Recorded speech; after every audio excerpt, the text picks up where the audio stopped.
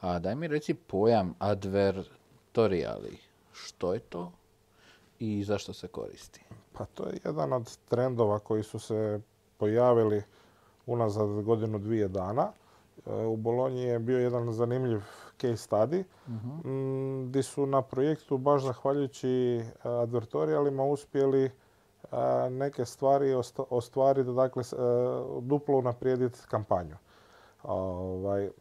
Nekakav osnovni pristup bi bio dakle da se taj advertorial da se gura sadržaj. U ovom primjeru to je bila nova web stranica.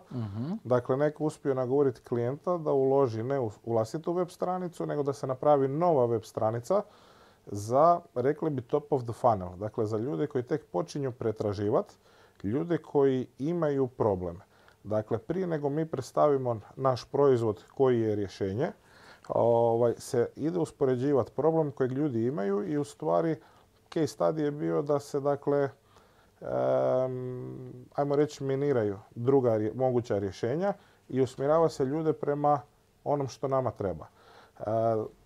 U osnovi daje se puno informacija, puno sadržaja, dakle ljude se informira i usput ih se gura prema onome, dakle prema cilju kojeg mi želimo ostvariti.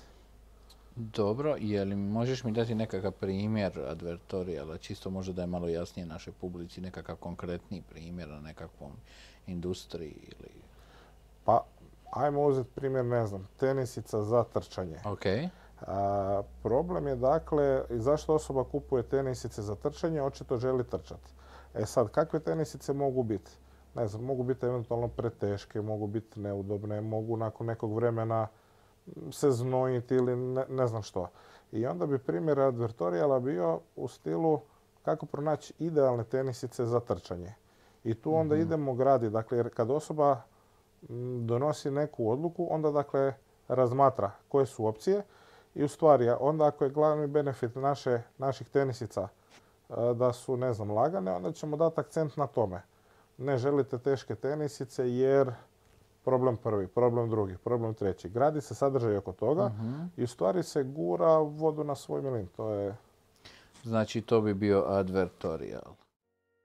Ukoliko vam se svidio ovaj sadržaj, pretplatite se na moj YouTube kanal kako bi dobivali informacije o svim budućim epizodama koje ću objavljivati.